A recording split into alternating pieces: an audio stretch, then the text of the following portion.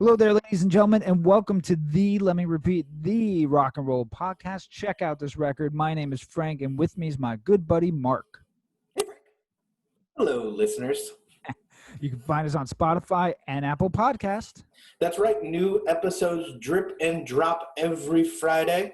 They do. For any new listeners out there, this is the podcast where Mark and I recommend albums to each other. We review them. We have a wide variety of musical discussions, like our Spotlight series, where we dig into a band's catalog and we see what comes out on the other side.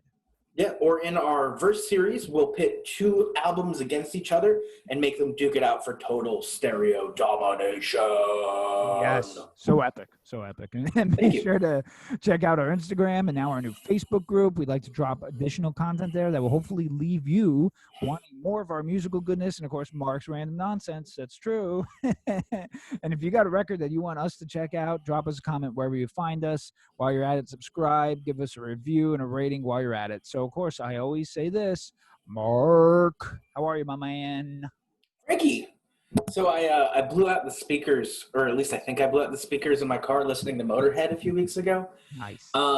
So with this week's challenge, I had to really put on the headphones and listen to it consistently throughout the week, really on my headphones. And it was nice. Otherwise, I'm good. How happy to be here. How are you, my man? Yeah, I'm happy to be here. I'm a little taco drunk. I'm not going to lie to you. Nice. And I had tacos earlier, too. We were just discussing this. So, our universes for food aligned tonight very well. And I'm happy to be here as well. And, of course, the challenge that Mark is talking about. So, anyway, of course, I'm happy that you're happy. You're happy. I'm happy. We last left off on last week's episode where I said I created a Spotify playlist, which I'll put in our notes so everyone could see for Mark, from those lovable brothers Gallagher, Noel and Liam, i.e. Oasis. So what I did is I picked 12 tracks that I think showcase their talents as a rock band, and I tried my best to order them and the flow that an album and the way an album will flow. So let's back things up a bit, Mark. Let's paint a picture for those out there for each of our experiences, impressions, and thoughts on Oasis when we first heard them, and what was that dynamic like from that point to now. So let's talk about that a little bit. Sure. I think like most folks, it was somewhere in late 1995 or 96 when What's the Story Morning Glory came out. I was either in like the 6th or 7th grade, and there was a huge buzz about them both on the local rock radio station and the pop radio station, and just kind of all around. People were really talking about how good they were and the possibility that this was the beginning of the second British musical invasion. It was a really big deal, having grown up in a home with tons of Beatles playing all the time. Yeah, so I was pretty excited to hear it and see what they brought to the stereo, as it were. I was pretty hooked on that record. I had it on compact disc. Nice. And it got pretty semi-regular rotation in middle school days for me. They probably did fall a little bit out of the catalog as I got into more heavy metal, as I got into more punk rock, right. To the point where I don't even remember the next album coming out a short 3 years later. Yep. So, and I think that next album was Be Here Now. That is correct. Yes. No memory of it being released. I'm not even sure I ever got around to listening to Definitely Maybe. Mm-hmm. I mean, I probably did. Definitely maybe. I see what you did there, and I like that, yeah. Thank you. I certainly don't remember any impact it had on me. As for where I am with the band now, I honestly haven't paid enough attention to care about their happenings. I know they're known for the drinking and drugging and fighting with each other. And while all that's, very rock and roll, I never felt like it matched with who they were as a band. Mm-hmm. So I just never, I kind of just stopped paying attention and never really felt there was enough to go back to. What about you? Where are you with the band? When did you get hooked? All those lovely questions you articulated to me earlier that I stumbled through. So for me, I became obsessed with the Beatles sophomore, junior year in high school. It was all I would talk about. I played their songs so much that my father used to be like, you have to give me a break from them in the car. I'm dreaming of these songs. I'm hearing them in my sleep. Then I saw that this band from England that they said sounded like them, even though they didn't. They idolized them, and I was like, whoa, who are these dudes? I gotta get on these guys right away. So you had these two brothers that you couldn't even understand. I mean, they need subtitles, and they still do to this till this day. They were arrogant. They had huge ego, so very egotistical, and they were declaring they were the best rock and roll band. And of course, they were feuding with the band Blur, who I couldn't personally stand anyway. So, that was my first impression. Now, I didn't fall in love with tracks like Live Forever. I thought it was a good song from the first album, and even Wonderwall from the second album. It was partly Champagne Supernova and all of Don't Look Back in Anger. I was absolutely hooked on that song, and Noel singing way more than Liam's. And I liked how the intro is basically Imagine, right? Basically John Lennon's Imagine. It had the C to the F chord. I found then my way to buying a lot of their CD singles, and I was blown away by all these B-sides, way more than the actual singles. I was like, my word, these aren't even on the proper albums. And at the time, I thought they were way better. Plus, they mostly had Noel singing them, and I felt, and I still feel to this day, he is and was the talent of the band. He wrote a lot of the early tunes and most of the later ones. He had a better singing voice overall, and he was way more into music. Liam had a more ear-grating voice, but he worked as the front man, and in that role, he played that role exceptionally well. Noel played stage right on the guitar and the occasional vocals. That's what he played. There was the Unplugged performance in 1996, and whatever drama was going on at the time caused Liam not to sing. So Noel took over and sang all those songs. And I remember my old man was like, wow, I like him singing those songs way better. So lastly, to make a long story short, you get into punk rock when I did. And of course, all of a sudden, Oasis, they're not cool anymore. You're like, yep, not cool, not even touching them. Even though they had a similar attitude, maybe to some of the early punk guys, similarly, maybe the rock and roll version, perhaps. Sure. You wouldn't be caught dead, though, saying that you dug them, basically, at the end of the day, liking punk. Then I got older, and of course, I didn't care what people thought. And with regards to my musical tastes, it confirmed to me that they wrote some really great songs, and they impacted me greatly. So, yes, that was long-winded, Mark. I do apologize for that. No, it's all right. But hey, that's right. We're talking about a pretty well-established band here. Most folks are going to know, Yes, at least who we're talking about. If not like me, be completely surprised by the entire playlist you made. So I think that's acceptable. To be honest with you, I know so little that Unplugged story, yeah, completely news to me. Oh, it's a great performance. Check it out. He Sure. does all the tunes, and it's a really good performance. So I was doing a little research on the band this week as I was listening to the playlist you made me. Thank you very much. Oh, you're welcome. And I found out an interesting fact about the cover of What's the Story, Morning Glory. Frank, can you guess what that fact is? You know what? The only thing is that I always saw this blurry image of two people walking in the streets, and I thought it was the brothers crossing paths, but I think there's more to that, if that is even the case. So it's not the brothers. You can Google it and find out who they are. That's not what's important here, literally at all. It was just a busy street with like a really popular record store, and that's why they chose that location. And the producer is in the back with the master tapes for the album, like covering his face somewhere in the background. But what's interesting about this cover is that it cost 25,000 English pounds to take this fucking picture. That's a lot. That's a lot of cocaine, man. Nice. It's a lot of cocaine. In addition, there's 3 huge singles on this album, but they were actually the 4th, 5th, and 6th singles released. That's insane. That's insane if you think about it. Absolutely. Yeah, suffice to say, the record label was betting on Some Might Say. Yep. Good tune. Roll With It. It's okay. And Morning Glory. Great tune. As bigger hits, more likely to draw people in than Wonderwall. Don't Look Back in Anger. And of course, the TNT dressed up as a candle on a birthday cake when it comes to hit songs, Champagne Supernova. What the fuck the record executives actually know? Probably still a ton more than me. Oh man, it's an interesting story too. And by the way, if anyone has time and wanted to check out their Supersonic, which is the story on them, the documentary, I would say go ahead and do so. It's quite a watch.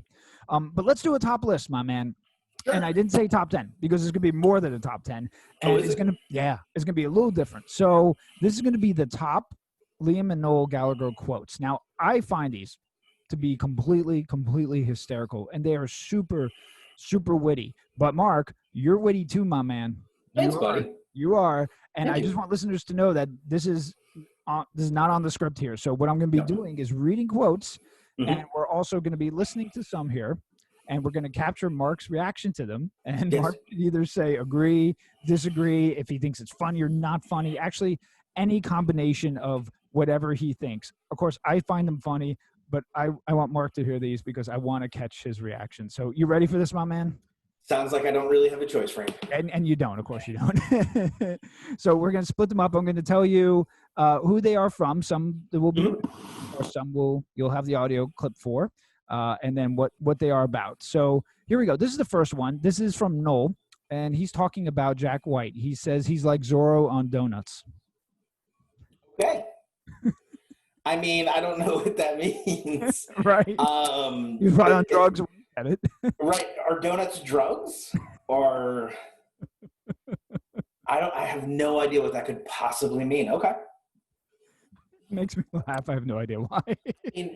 I guess it's funny. Is there more to that sentence, or is it just that sentence? No, when he was asked about it, he didn't he likes Jack White, but he didn't recall saying it. So I'm assuming he's on drugs. Oh, okay. Yeah. Sure. Lucky him. This is Liam. This is actually relatively recent. This is on Mumford and Sons. He says, I'm sure they're nice lads, but that's not for me. They look like effing Amish people who eat lentil soup. I need music to be a bit more sexy and played by people who look a bit effing dangerous. Yeah, well, fuck you. You put out boring-ass fucking rock and roll, so go fucking suck a dick, you weirdo. Ooh, I can do more drugs than you. Fuck him. I mean, I agree with him. Mumford and Son does look like a bunch of Amish faggots, but I shouldn't have said that. I'm sorry. Well, the lentil soup thing kind of really that was the funny part for me. It's a very detailed, again, with these guys, because neither one of them look like they eat. I got to assume whenever they say a food item, they're doing drugs. Yeah, there you go. Because God forbid either one of those guys keep a sandwich down. Now, speaking on drugs, Noel said that if there were gold medal for taking drugs for England, he would have won a shitload. So that's a quote. All right. I mean, like, what's the pantheon there, though? Like, where does he think he ranks all time? Because he can't think that he's anywhere near 4/5 of the Rolling Stones. He can't be anywhere near. Maybe he's close to the Who. Maybe. I don't know. But I don't know. Sure. But you know what? You were in Black Sabbath during the 70s, so you're still in the bottom fucking 20. So we have our first audio clip here. This is also Noel. He's talking about Ed Sheeran. So here we go. What the is that? Gingivitis. Isn't that what Ed Sheeran's got? Ginger Fury. Yeah. He's, honestly, what are his fucking overheads? Like, $200 a night? He's got a guitar, a microphone, and a fucking divvy looper pedal, and a tour manager. What does he want the big tour bus for? And he's a very nice guy, and he's got a heart of gold. He's got a heart of ginger, actually, but I do think his music is vastly overrated. There you go. That was Noel on Ed Sheeran. Well, I mean, what am I going to tell you? I agree with him that his music's overrated. South Park called it, wants its ginger jokes back. Like, come on, dude. Like, you're supposed to be this prolific songwriter. You write jokes like you're in the 4th grade. Get the fuck out of here. Is it the English accent that makes these jokes better? Because I could imagine me saying that and just it not coming off very well at all. I mean, I don't think it makes it any better that he's saying it in an English accent, but I mean, I guess it's cute. I don't know. I mean, they're so ridiculous. They are, and that's the funny part of this. So now we got Liam, and this is him on Pearl Jam. This is him on Pearl Jam. Mm-hmm.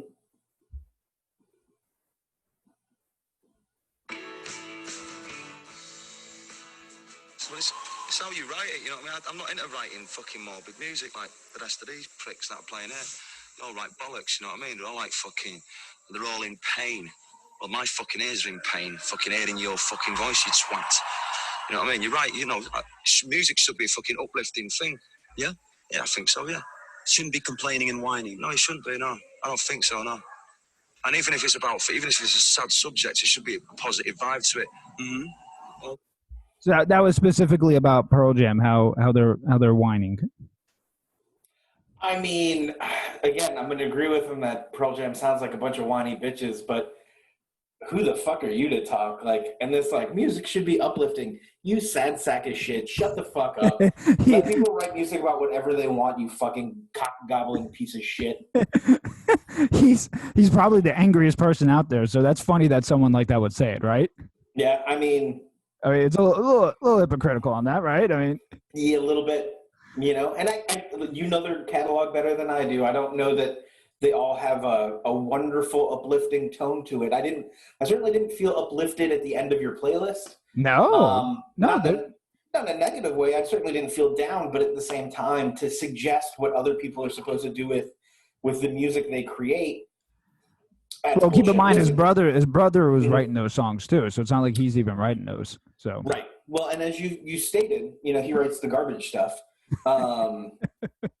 You know, I mean, it's just so funny. Somebody whose band that to me sounds like so many other people's bands has the balls to say something like, you know, and hey, look, yes, I dislike Pearl Jam, and I'm more than happy to be vocal about it, and he's welcome to be. But to suggest that people should only write music that goes one way or the other is just fucking stupid. So go back to doing some Alka-Seltzer. He continues on Radiohead and Coldplay. He said, I heard that effing radio record, and I go, what? I'd like to think that what we do well, but them writing a song about an effing tree, give me a break. 1,000-year-old tree? And then he says, I don't hate them. This is also talking about Coldplay and Radiohead. I don't wish they had accidents. I think that their fans are boring and ugly, and they don't look like they're having a good time. That's on Radiohead and Coldplay. Yeah, I mean, they kind of leave you speechless a little bit sometimes with their that one's kind of got me baffled. Like, just go ahead and make fun of it. Does he really think people buying Coldplay albums aren't buying Oasis albums? I hate to break the fucking news to you, dude. That is a very small Venn diagram, and there is not a lot that doesn't lap over. This next one here, this is now when they broke up shortly after, and Noel is describing the incident. And this, to me, I find funny. It's not probably, you know, overly funny, but I'll tell you. He talks about a plum, the fruit here, and this is funny. Okay. Liam kind of just and all that again, and he kind of storms out of the dressing room. But on the way out, and I'm glad it never ended like this. On the way out, he picked up a plum, and he threw it across the dressing room, and it smashed against the wall. Now, part of me wishes it kind of did end like that, because that would have been a great headline, you know. Plum throws plum and finishes Oasis. You know what I mean? It's silly. No, I have no idea what he means. Did it end like that or not? Like, what is he talking about? He said his brother picked up a plum and threw it and smashes against the wall, and that's what he wished the headline would have read: Plum throws plum and finishes Oasis. What a fucking boring insult. How are you going to be like, I'm one of the most drug-doing Englishmen ever. I'm so witty. I'm so clever. This is the dumbest fucking insult I've ever heard. Like, I for some reason laugh. Could they be any less rock and roll? Talk about plums. All right, this one I think you'll like. This is Liam on Howard, and he's talking about U2. Now, it's known that Noel really, really digs U2 or Bono or whatever, but Liam has a little bit of a different take on it. So here we go. Also embrace this rock and roll attitude. Listen, completely, man. Unless it depends what kind of band you're in. Yeah, I thought we were in a rock and roll band. You know what I mean? Right. I find like the likes of U2 when they call themselves a rock and roll band. I find that highly fucking insulting. You know, they play guitar music and they might, you know, and they fucking hit the drums and all that, but they're not a rock and roll. They're a band that use guitars. You know what I mean? They've never done anything rock and roll in their fucking side life. In other words, because they're too corporate. There you go. Yeah, that's I believe the French call that the pot calling the kettle black. Like again, Venn diagrams of people who buy fucking Oasis record. That circle for people who buy U2 records isn't that fucking far off, dude. There's a lot of crossover, There and is. he's a complete fucking idiot if he doesn't think so. It's his fans. It's his fans right there, right? Sure. I mean, you're just insulting them, but who knows? Maybe they like that shit. I mean, maybe. I mean, they don't. Noel claims it's not insulting. Noel claims you can't like everyone, and they're just speaking. No, and I agree with that. Whatever they're wanting to speak, and we have a good one coming up because this is Noel on Genesis. Now, I don't have the clip of. He has a long-standing feud with Phil Collins. Now, I don't have the clip of that, but he has called Phil Collins the Antichrist of music. Sorry. All right. He's called Phil Collins the Antichrist of music. So this is him talking about Genesis. And here, hang tight. Mm-hmm. Let me. Frank's queuing up the footage. I am. Yep. Well, so I'm on tour, and Chris Sharrock, my drummer, we were talking, a little bit hazy in the dressing room. We were talking about something or psychedelic songs that have fallen through the gaps of time. Have you ever heard The Conqueror by Genesis? Yeah. I won't have anything to do with Genesis. Even though I will state now for a fact that I do like Peter Gabriel, and not because he's a dad at our school, and I see him regularly. Right. He's a nice guy. Right, okay? Yeah. And Sledgehammer is a tune, if you're listening, Peter. So I woke up the next day and he sent me a link to a thing, The Conqueror by Genesis, and I put it on, and that piano riff, and I'm like, what? Who's not ripped that off before? That's a disgrace. And on goes the song, and I'm like, now I will tell you, right, the first thing I did was I Googled it, and I was like, if I think who's playing drums on this is playing drums on this, that's it. Then that's it, it's over. It's allowed, because he's not playing drums on it. So that was him saying that the early Genesis song that he liked, if he thought of who was playing drums on it was playing drums, meaning Phil Collins, then he wasn't going to like it. But because he's not playing drums on it, he liked it. And then, of course, he's the Antichrist of music. Right. I mean, what do you say to these things? I mean, for a band that sounds like garbage, like the band Garbage in parts, for a band that sounds like they're trying to steal as much from the Beatles as they can, as we'll get into, from guys who stole a part from fucking Bon Jovi. Well, Coca-Cola assumed for a song on their first record called Shaker Maker. They ripped off Coca-Cola, and they don't make no bones about it. So yeah. So I mean, you know, it's interesting, right? He's certainly got his antics, but I gotta tell you, none of this means fuck all to me. Like, I could really be bothered. Like, I don't know, maybe in context it was funnier. It's not doing anything for me right now, buddy. I'm sorry. No, it's okay. Are any of these doing anything for you? No. I mean, like, it speaks to their drug use. It speaks to their arrogance and why people don't like them as people. I mean, it explains a lot of that. It explains, you know, and probably why a lot of people got turned off of them and their music, because you put a great little set list together for me. Thank you, spans sir. their career. And you got to ask yourself, well, if the quality of music has stayed the same, why has the listenership fallen off? And it's quite possibly because they're fucking assholes. So people got fatigued by them. Well, just to let you know, I still have more quotes here. Oh, fuck. All right. We're getting to the good stuff, I promise. So this is the last Liam quote, where this is about his brother, okay? Mm-hmm. Different generations that never got to see us. And while we're still alive, why not make it happen? You know what I mean? There are no conditions. I sing the songs, you stand over there. Well, that's when it was fucking good, wasn't it? When he started, when he was after my job, it all went downhill a bit, you know what I mean? Stand over there, play your guitar, do a couple of backing vocals, and let me do my gig, you know what I mean? He sings in my Dolly Parton. So he's saying that he's got to stand over there, sing his songs, not take his job, and he sings them like Dolly Parton. That's what he's saying about his own brother. Wow. I mean, sure. We've established he's a piece of shit, right? I mean, we could do this all night if you want. We're not really getting anywhere new. So I think it's a shtick a little bit, if you ask me. But you think so? Maybe. Not the feud. I think the feud is legit. If you watch the story, you know, the dad, who was, I guess, not overly nice and sometimes physically I think Abusive took out a lot more on Noel than he did on Liam. So I mean, they each have their own path. Sure. Let's wrap up the quotes. I got two more here, so I'm going to end with.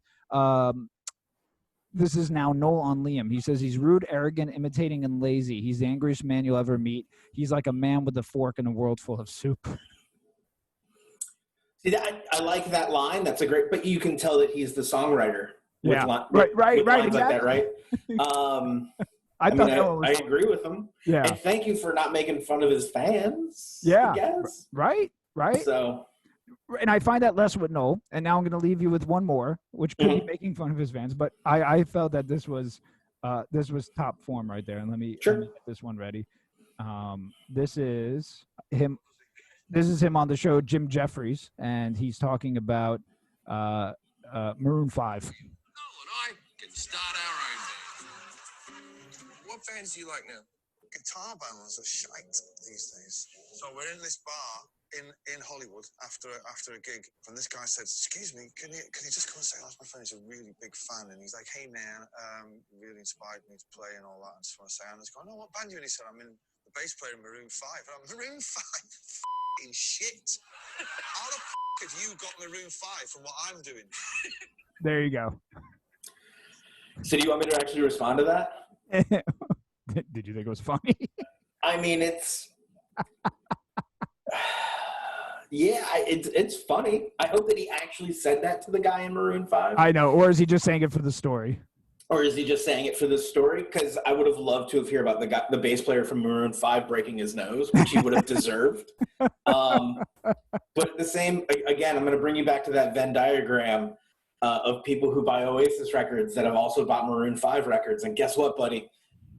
Not a lot of separation in that list. You make garbage music too. So or people who what about this? Or people who listen and have been inspired by Oasis start bands like Maroon 5, right? I mean, yeah. What's that say about you, dickhead? Oh, your songwriting inspired me to want to slit my wrists. Oh man, so that was the quotes for playing along, and you saw it here, folks, unscripted. That's the way we wanted it. Yeah, now I'm upset I made such a positive fucking review of this record. I hate these guys now. Again, here's how you can turn people off by being a shitty human being and writing decent music. So, that's all right. Man. So here we go. So I want to give some context, of course, Mark, to the tracks I selected. Yeah. Each one of these. I'll tell you, of course, why I chose, where it's from, why I chose it overall, and why I put it in the position of the playlist. Everyone here has heard both of us right before talk about the position of the songs. Me and Mark have made several references to that. Yeah, we're kind of obnoxious with it. Yeah, same here. We're really, really tenacious with it, right? So I omitted tracks from What's the Story, Morning Glory, as it's probably the album that you're most familiar with, as you said. I went from the first album, Definitely Maybe, Be Here Now, the third album, B-sides, and a couple of tracks from the later albums. And there are some tracks where I added in the demo version with Noel singing because I happen to like it better. Now, this is one where that could have harmed me more than, more so than not, but I took a chance on that, and as opposed to keeping the studio version with Liam. So let's go. You ready, man? I'm ready when you are, brother. All right, so I will introduce the first track, tell you where it's from, my reasoning, and putting it on the playlist, all that good stuff. So we have the track Acquiesce. Acquiesce was released on April 24th, 1995 as a B-side to the single Some Might Say. I selected this track because I love the transition from Liam singing the verses to Noel's chorus. It's super simple and catchy. Could have easily, to me, been on What's the Story, Morning Glory. I love the lines, I don't know what it is, it makes me feel alive. Again, the chorus, because we need each other. I love it. It's simple again, but it works. I put it first on the B-Sides album because, I put it first because on their B-Sides album, The Master Plan, it's first. So I thought, hey, why not? So Mark, your thoughts? The intro to this is cool because it really sets that tone for this will not be a typical album, and I really appreciate that there's a lot of thought into what's happening, and I really like that intro for that. I dug the kind of straightforward rock number. Tambourine doesn't feel forced here. I usually have a problem with tambourine where it's like you're trying to mask something, but it really fits in well with the groove. It's a simple chorus for sure, but it's effective. They don't beat it to death or try to make more out of it than it is. which is a common theme for me. Excuse me, this is going to be a common theme for me. But the length on this song is just entirely too long. Could have shaved easily a full minute off the back end of this, and I'd be a happy guy with it. There you go. There you go. So that's the first track. Now, usually we alternate, but I took the lead here, Mark, if you don't mind, because I made this track list for you. So that's kind of the flow. And he's going to set up all the yada, yada, yada with it. So. Yeah, and there's a lot of yada, yada too, man. A little bit. So here we go. Track 2 is My Big Mouth. This is from the band's third album, Be Here Now. It's position second, so on the actual album. So I thought it fit well here. I went back and forth with giving you this studio version or the demo version with Noel singing, but this one is a little bit more produced, so I went with this one. The guitars here are super loud and almost drains the vocals at times. The lyrics, again, simple and ironic because my big mouth. Haha, we just listened to quotes of them. They have a big mouth. It's got a normal rock structure, but I think it's a really good rock number. What about you, man? Wow. I wasn't expecting any aggressive guitars. I really wasn't. Lyrically, I think it's kind of cool. I like this line. I ain't never spoke to God. I ain't never been to heaven. I dig it. This kind of honesty out of a band that kind of comes across historically is almost a little sugary. Totally. And I like this one for sure. I'm not mad at it. Again, let's cut the last minute or two off, and I'm happy. And you'd be happy, yeah. But those loud guitars that you were mentioning, the aggressiveness, I thought would be up your alley. So that's another reason too, I wanted to have. No, fair enough. Hey, play to your audience, man. That's you, my friend. Kiss my ass with this song choice is all you want. So track 3, you ready? Track 3 is Supersonic, released on August 1994. It's the band's debut single off the first album, Definitely Maybe. It said that Noel wrote this quickly, in the studio based on the jam that they had, and what we were hearing actually was never remixed. So they did it, never remixed. It took me a while back in the day to get into this song. I had a hard time getting past Liam's drawn-out delivery, but his vocals were on point, and the lyrical nonsense, which I assume is drug-related, I really enjoy. I know a girl called Elsa. She's into Alka-Seltzer. She sniffs it through a cane on a supersonic train. I like that. What really grabbed me about the song is when you break down the chorus. From a writing standpoint, that transition to me, it's really special, and the melody is so good. When you hear Noel do it acoustic nowadays with the high-flying birds, to me, it's something biblical. I put it third because I thought the drum intro was a nice change, and since it was their first single, for listening purposes, to me, it made sense in my head. So what'd you think of Supersonic? Yeah, I like the placement of the song here as far as your playlist goes. And you're right, the intro plays well with the 2 tracks we just heard. I'm usually not a fan of such a heavy rhyme scheme, but it works with what sounds like his drugged, slurred style of singing at times. You feel like he's doing whatever Alka-Seltzer is right along with her, and he's enjoying the ride. It works. Cool song. I like that clapping on the outro as well. Me too. Yeah, good. I'm glad you dug it. Number 4 is The Importance of Being Idle. This is actually from one of their later albums, from Don't Believe the Truth, released on 8/25/2005. It was a single, some heralded as the last great single before the breakup. What I like about it is Noel's single, of course, the A minor strummed intro, the Kinks vibe. It's kind of Noel's signature sound that he would spawn off on the first album with the high-flying birds. In fact, one of their first singles has a very, very similar vibe to it. I placed it 4th here because it tones it down for a second. And with as far as the overall, the temperature feel of the track, and features a different vocalist. So I said, well, let me change things up a little bit. What'd you think about this song? Yeah, so far I'm really digging the way you've structured the playlist. Not too crazy about the tone here. It feels a bit like they plugged into an effects sound box called Sgt. Pepper with a big kind of booming drum sound. I think that's a mandolin in there somewhere. Yes. And like the kind of the jangly nature of the song. I'm not crazy about the song. My least favorite so far, probably. Okay. Yeah. So, yeah, no, absolutely, man. And like I said, I take full responsibility for the placement of these. Yeah, you fucking better. And selection. And yes, I will. I think we're going to be redeemed with the next track, which is Bring It On Down from the first album. Definitely Maybe. This was not a single, and I think it's probably the most aggressive that the band has ever gotten. I'm not saying this is anywhere, listen, I'm not saying this is anywhere near punk. However, there's a certain attitude to them and this song. I mean, really, what's the difference between Johnny Ron and Liam Gallagher in particular, attitude-wise? I don't know. They're both pissed off. Horrible people. Talk and they constantly talk smack. I think the song is a nice showcase that the band could crank things up with some slight speed and the outclass, the underclass. That really resonates, I think, with the way he's singing it. I put it here because of how it's the last song kind of slowed things down a little bit, and now we're starting to get to that middle. So we're going to tone things back, and I wanted to give you a really nice punchy number. What'd you think about this? Yeah, I'm definitely digging that kind of double tap floor tom rhythm that they've got going on there with the guitar. It really works. It's cool. I wish they hadn't modulated his voice in sections, because I don't think he's ever picked up like a bullhorn to say anything of meaning in his life without sounding disingenuous.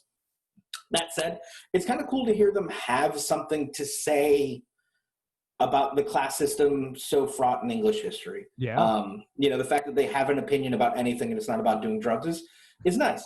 I would have liked a little more focus on that piano that kind of really doesn't come into like the back half of the song. I thought it was a good part, but it was just wasted on another outro that's just entirely too long. But otherwise, I thought it was a pretty cool song. Yeah. Yeah, it's definitely one that you have to dig in a little bit, but it's a really cool track. 6, we get Talk Tonight. Now, this was released on April 24th, 95, as another B-side, as some might say. So when I bought that disc, which I have somewhere around here, there's multiple B-sides, and Talk Tonight was one of them. This was one of my favorite Oasis songs. Why? Well, it is, not was, sorry. Well, it's one of the first songs I knew how to play and sing on acoustic guitar, so I have a little bit of an affinity to that. I really like the opening E minor chord, which sets the tone for Noel singing.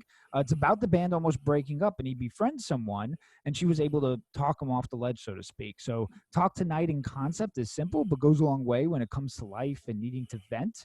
For all the crap he talks, I think this showcase is really a softer side and perhaps a gentler side.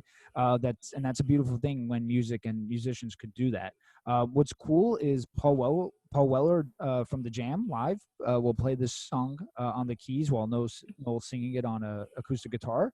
And there's a more recent kind of rock version of the song that he plays with the High Flying Birds. I placed it here because it's almost the transition for this playlist from the first half to the second half. So on vinyl, this would be the last track, right? And on the first side. Sure. I'm not saying that, this is a song I would strive to write when I sit down with an acoustic guitar. So this to me is a really special song. What about you, Mark? Yeah, I like this as an acoustic number for sure. It feels personal and very introspective. If you hadn't told me about the band possibly breaking up and how that played into it, I would have never known, which I kind of love when people can point you in a direction with a song and let your imagination take you to wherever you think it's going, wherever you think it's suggesting. But really the artist has their eyes kind of cast a different direction. And it has a different meaning for the band entirely. So I really dug that aspect of it. I thought it was a nice song, great position here to end the first half of the playlist. Definitely, as we're getting ready to turn the record over, you're thinking, oh, what could be next? So great job on your part there, Frank. Thank you, sir. Appreciate that. You're welcome.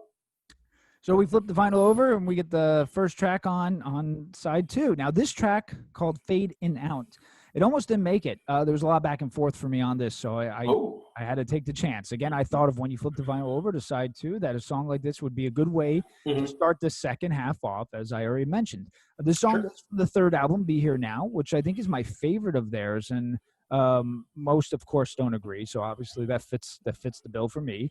Johnny Depp is actually playing slide guitar on here, so that's I could have also given you the demo version with Noel on lead, but again I felt that this was more produced. I'm not saying it does go on way too long, and what I know about the album and them being high, it makes sense on the length, to be honest with you. I got this, dare I want to say, kind of an almost Wanted Dead or Alive feel to it. But for a band that's British and they primarily like British bands, that come, and they like what comes on their side of the pond, I think it's interesting that we have this track with some American influences, at least I think. I do like the chaotic nature of this at the end where it all seems to come together. And this is a chance I know I took. So, Mark, what's your thoughts on this song? Well, first I want to ask, was Johnny Depp still playing on the demo? Do you know if there was Johnny Depp's slide guitar was on the demo as well? Was that a factor? That's a good question, and I could find that out for you in 1 second. Oh, that's all right. So to answer your question, the intro to this sounds like Sgt. Pepper meets Slippery When Wet, and I hate it. I like the vibe of it once it kind of gets up and going into that really kind of cool rock part, but there's a whole lot of waiting to get there that I could just really do entirely without the first 2.5 minutes of the song. As far as the placement goes, it does work in terms of, you're flipping that record over and you're getting this, hey, the B-side's not going to be the A-side. We went for something crazy. We're really stretching what we can do in the recording booth, in the studio, and we're gonna challenge our listeners. For that, I think it's a good placement. As a song, I think it's garbage. All right. So I'm gonna eat that one. I don't see here on the, to be honest with you, on the demo that he's on there. So it might not have mattered either way if I gave you the demo or that. And that one was the chance, and I took a chance on that. So I'm willing to say it. The good news is it's not the only song I hate, so oh, there we go. No, I'm just kidding. Go ahead. Scallywag. Next week, The Meaning of Soul, which is from 2005's Don't Believe the Truth. It's a super short tune, and it's actually written by Liam. This is when the band, after the band's fourth album, the songwriting credits expanded past Noel here. All members started contributing. The album also features Zach Starkey, Ringo's son, on drums. I think it's one of Liam's best vocal deliveries. I love the bare acoustic guitar here and the super drums, and then the simple drums, excuse me. Yeah, they're pretty super, though. They are pretty super, right. I think the harmonies on the chorus are well done, and for some reason, we have a more controlled vocal tone here with a little edge. For a song that's only 1 minute and 43 seconds long, I think it's one that shows immense growth and a different formula for them. The harmonica at the end adds a nice touch as well. It's done before you know it, but to me, it serves a purpose. So I always like this song. What about you, man? Yeah, I won't be complaining about the length of this song. Nice. Yeah, no, actually, I dig this tune. It starts pretty fast and just builds and builds, which is really cool. I would have liked to see them kind of take it over the top because there is just a lot of building. But you know what? For such a short song, for being so different, I really like it. I think it's cool. It's like no other Oasis song I've heard before, and possibly my favorite track up to this point, with that kind of cool harmonica solo that, if I'm being honest, kind of falls apart after the first few notes, but it's still cool that they took the chance there, and I thought that was a cool number. Yeah, it's always a tune I think is really, really cool. Yeah. Track 9, I Hope I Think I Know. This is the Mystique demo. So there is a I Hope I Think I Know studio version on Be Here Now with Liam singing. This is the demo. Again, this is when I rolled the dice on. Much like My Big Mouth, again, I was considering the Liam version, but went with Noel here. I think his vocals are better suited for this song. It was never released as a single, and I think that this is just kind of the Oasis brand rock formula that, to me, works. I felt that after the last 2 tracks, it would be nice to return to a rock song, which is why I placed it here.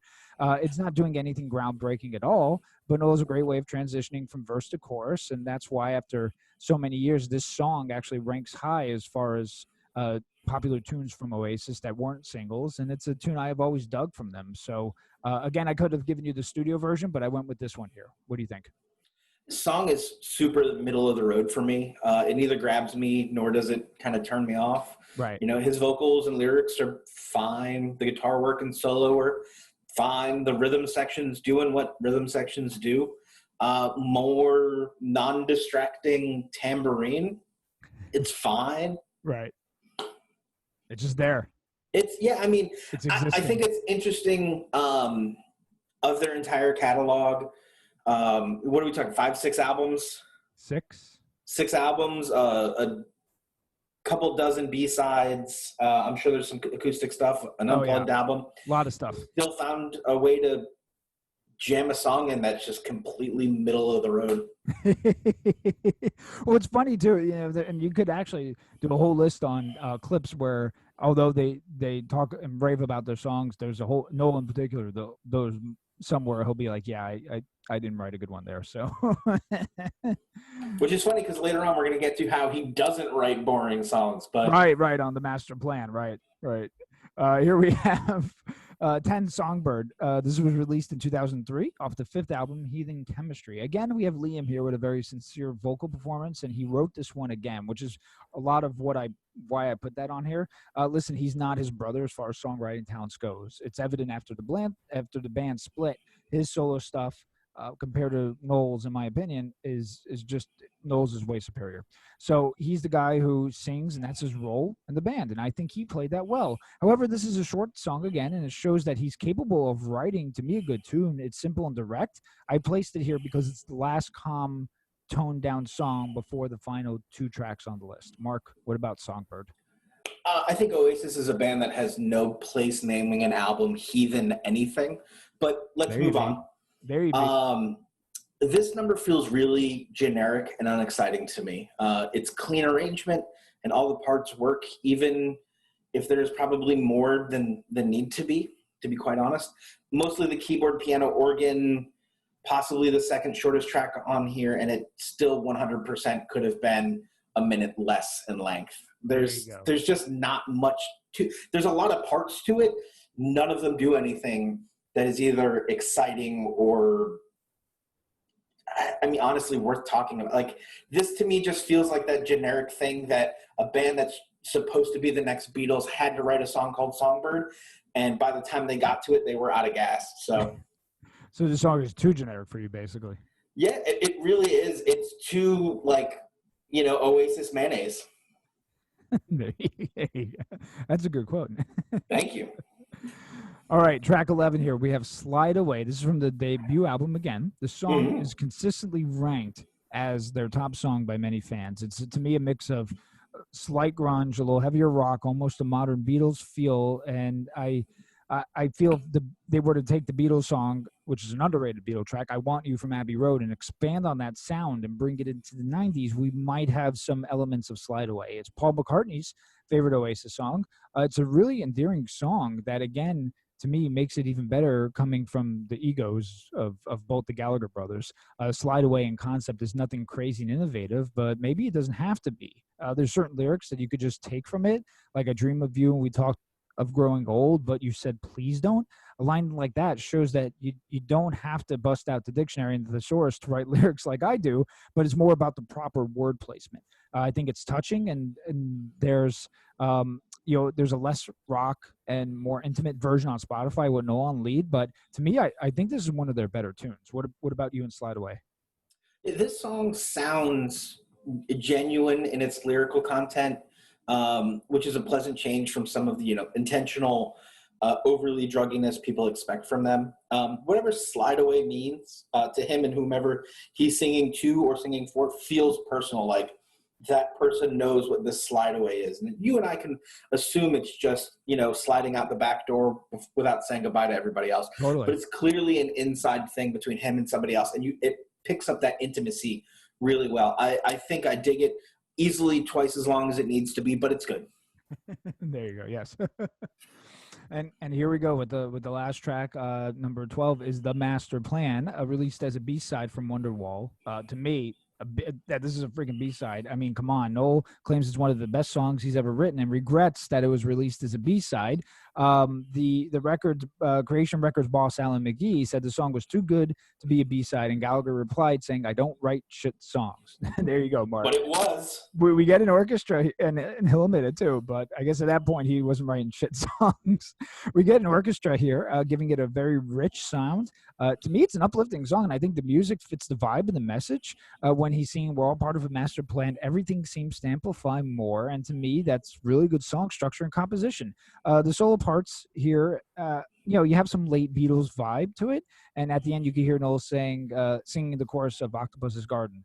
I think that's a dramatic end to a song and a great way to end a playlist. And on the B-Sides album titled The Master Plan, it's the last song, and that's why I put that here. Mark, Master Plan. So I really dig the musical intro, not that talking part at the beginning. Right.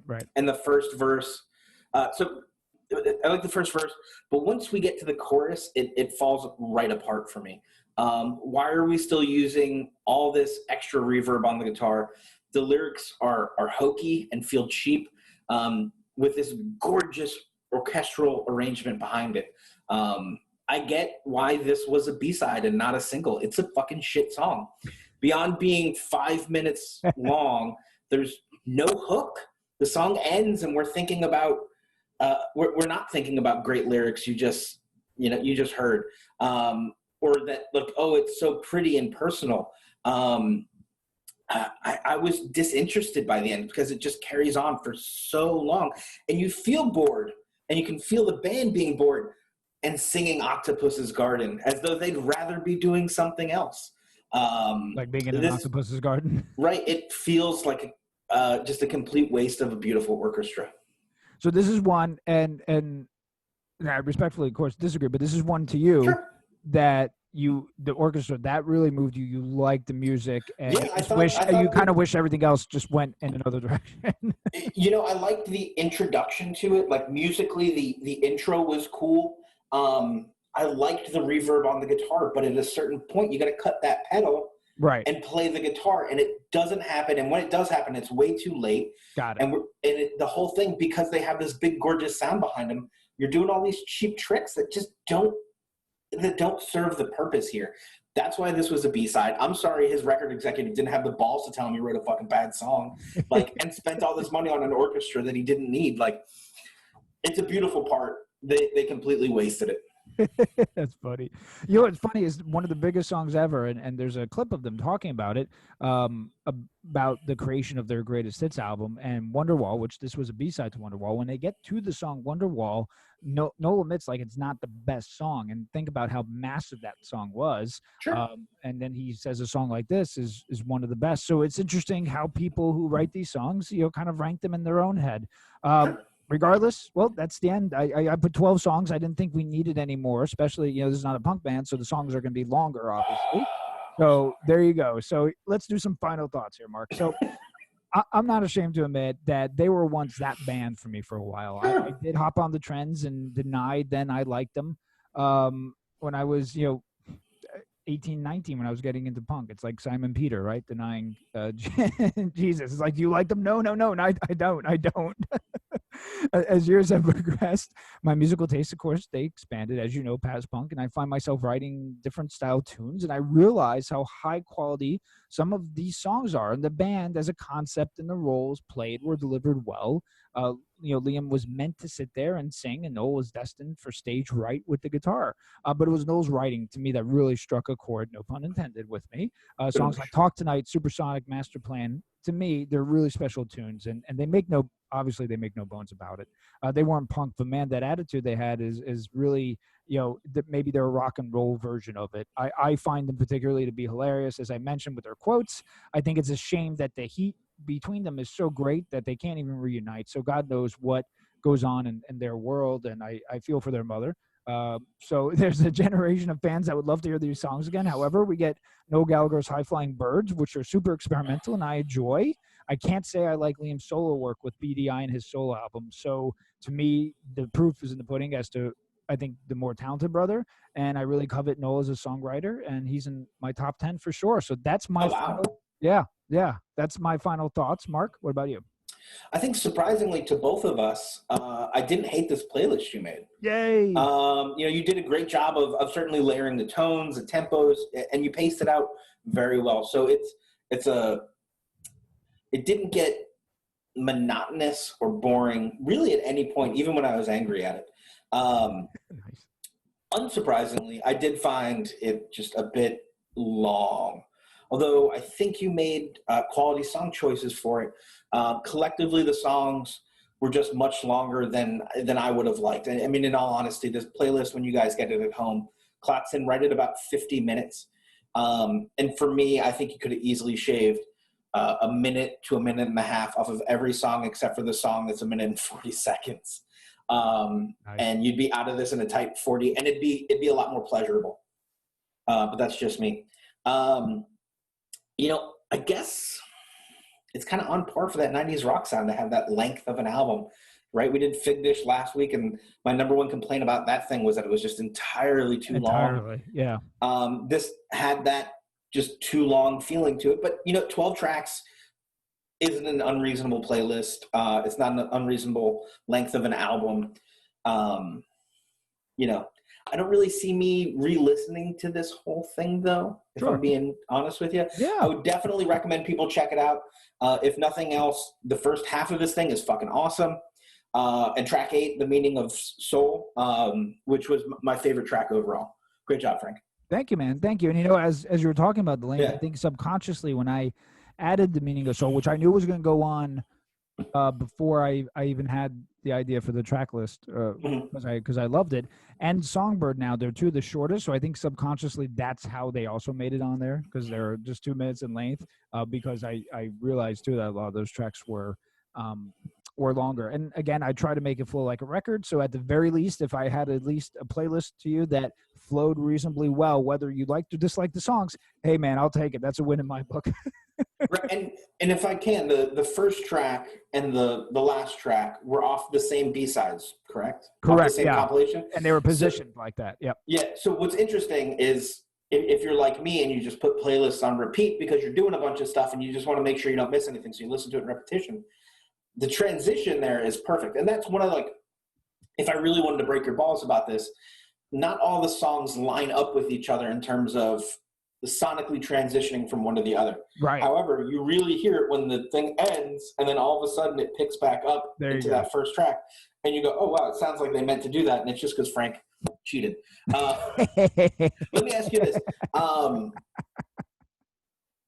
go ahead for the listeners at home. I certainly couldn't do it. Why don't you rank the Oasis albums for us? We'll call it the definitive. Check out this record, Oasis album ranking, because I could give a shit. So. After you.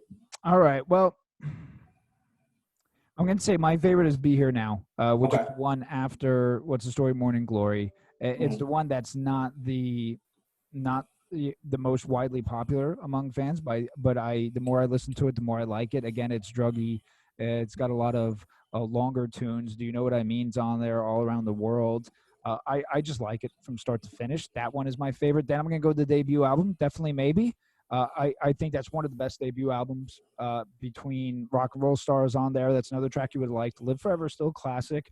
Supersonic is great. Bring It On Down, Cigarettes and Alcohol, Slide Away. There's another track on there called Married with Children. Great album. From there, I can probably then place What's the Story, Morning Glory, just because of listen, Wonderwall, Don't Look Back in Anger, some might say, the song Morning Glory. All those are still classic to me. I just think Be Here Now is a little bit better.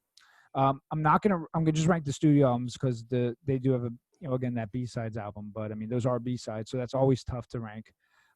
Next I'm gonna go Don't Believe the Truth. That's the one with the importance of being idle, which I gave you. Also The Meaning of Soul is on there. There's another one called Mucky Fingers, and another good soul single that they had in 2005 called Lila. So I think that's a really good album. Kind of brings it back. It brought back a little bit of their American popularity, which I think after their decline here in the States, I don't think the States didn't know how to react to them, or the fans did, and they just stayed in England. Then we had Heathen Chemistry. I think that's the next one. I think that's a good tune. That has a Songbird, has Little by Little. There's another song called Stop Crying Your Heart Out, Force of Nature. I think that's a good one. Their last proper album, Dig Out Your Soul. And then finally, I'm going to go with the track or the album 2000, Standing on the Shoulder of Giants. So that's how I would rank them. Cool. Yeah. Cool. Feel free to write Frank an angry email or text or tweet telling him why he's wrong. Please feel free to leave us a comment.